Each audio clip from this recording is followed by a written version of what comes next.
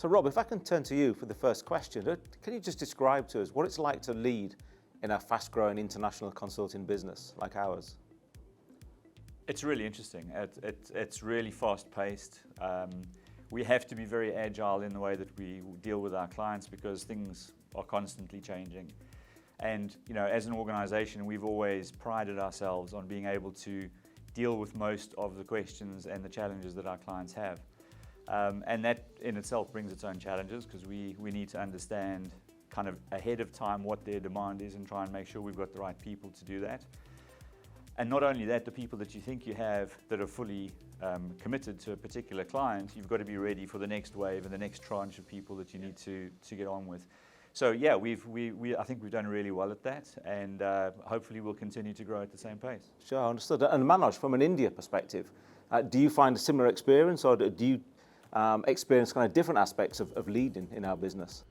In fact, growth is the key word in India, right? Apart from the fact that we have been growing as an organization quite rapidly, the market itself has been growing extremely fast. So it's not just an absolute growth of our firm, but it's also keeping pace with the rest of the market. And I think it's been great to lead a firm in this kind of environment because we can do a balance of, and we are quite new in India.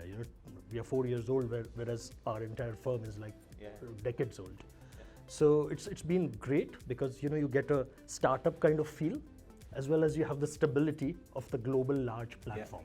And that's interesting. You talk about that balance between the sort of local or national presentation or representation that we have, be it in Canada, be it in the US, be it in India, and being part of still an international organisation. So how do you feel that we keep that balance between an international, consistently operating organisation while still representing the local needs of the Indian client base? I think that puts us on an extremely strong wicket, so to say, because our competitors and peer group, even those which have an international presence, are totally localized. And even if we talk about the Big Four, for instance. However, we are able to plug in so seamlessly and so easily into all our global platforms. And you can see that, right? We are all sitting here together. That it's extremely productive. We can migrate best practices from all over the world into a new market, so to say. And it's extremely fulfilling for the employees as well, because they can clearly see that they are part of a global setup and they have prospects of seamlessly moving around and working and looking at work elsewhere as well. And certainly from my own perspective, for the part of the business that I look after, the learning development, where we transcend kind of international boundaries and we're able to serve a client for an international program and take their global community and bring consistency together. And at the same time, we can bring in our own expertise from different territories. So the client sees kind of local representation, but they're servicing a global need and bringing people from global community back together. And Rob, in Canada and North America, how do you see that working out, that balancing? For us, I mean, the time zone challenge is the north-south time zone challenge is actually plays to our advantage. And 2 years ago, everything was country-bound, city-bound, office-bound. And with the advent of the challenges over the last 2 years, we've been able to grow our footprint substantially, and that is by using a combination of resources from all of our locations, but for delivery remotely to a client who might sit in the southern US. And again, we bring things to those clients which many of our competitors can't do, as well as bringing a higher uplifted skill set that many of our competitors can't bring. Yeah, and Manoj, you made an interesting comment about how fulfilling that is for people who work in our business. So just say a little bit more about what really distinguishes us as a business in terms of being a compelling place to build a career as a consultant. Well, you asked a question which is, I always look at and see how to improve our offering to our employees who are our key stakeholders, right? And I can tell you one thing, I'm probably the oldest guy in the India setup, and we are a team of youngsters, just like India is a country of young people. And it's very important for employees whom we bring in to be engaged as partners rather than mere employees. I think we are successful in providing that. And so I like to say that, it's not just a job that Sionic offers, it offers careers, and I may go one step ahead and say we offer a life, for employees to actually come here and make a career and a life at Sionic. Yeah. And if I could add to that, I mean, from an accessibility perspective, we like all organizations, have a hierarchy, but we operate in a very flat manner. So we can have people engaging very, very senior leaders within the organization without having to go through like a hierarchy to get there. And I think that gives them the access which in many other organizations you wouldn't expect to get. Yeah, and I think that's hugely important, because what goes with that access is years and years and years of expertise and experience that is immediately available to any consultant in this organization. And that notion of access, I think, crosses over into clients too. Given the nature of the work that we do and the seniority of the clients that we often deal with, there's the opportunity for consultants in our business to work with senior clients, which perhaps in other organizations you might not get that, because that relationship is mapped back to a senior person. So that ability to work with senior folks on the client side as well as with senior folks in our own organization is a very powerful opportunity. And in terms of the people, Rob, that you look to hire, what is it that you look for in terms of characteristics and style and mindset so that they can have a successful career? People that are acquisitive or inquisitive, and people that are flexible and adaptable. So it's all good and well hiring someone who's very good at a very small thing, but we need to have people that have got some horizontal stretch and some depth, so that we can move them from a bank one day or on one program to an insurance company on the next program, and they're able to make that leap both in terms of their ability and their mindset. Yeah. So some adaptability and some agility in there. Yeah. Exactly. Yeah. And Manoj, from an India perspective, what kind of folks are you looking for? I think he said it very well. I think adaptability is important. See, India is in the recent past, of course, and as always, to a certain extent, produced very high quality talent.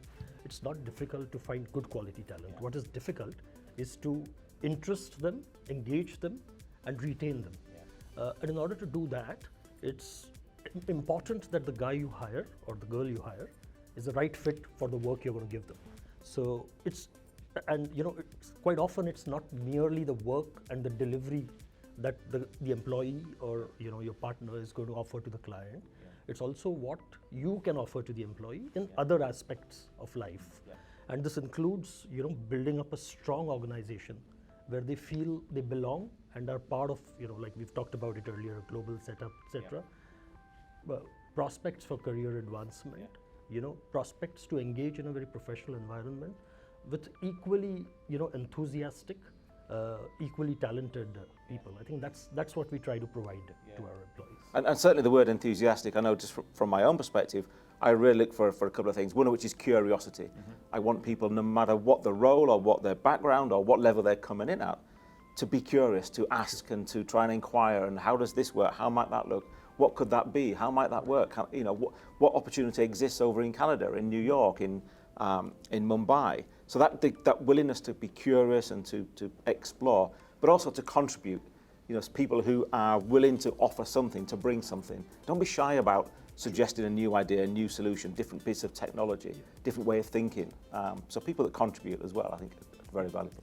If I may add just one more point, I think all of us will agree that sometimes if you become too large, there are firms in India who are 30,000 people, 40,000 people strength.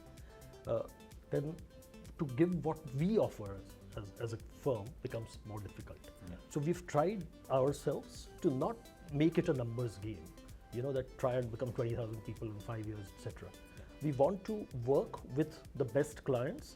We want to do quality work with them and not just be another service provider. And I think that is one other thing which our employees will look for, which will give them a sense of belonging and a sense that they are growing with the organization and seeing it grow in the right way. And how might you summarize that as your ambition? What is your ambition, your aspiration for our business? So, I think it's natural to say that, we have significant revenue ambitions or, significant gross margin ambitions or whatever.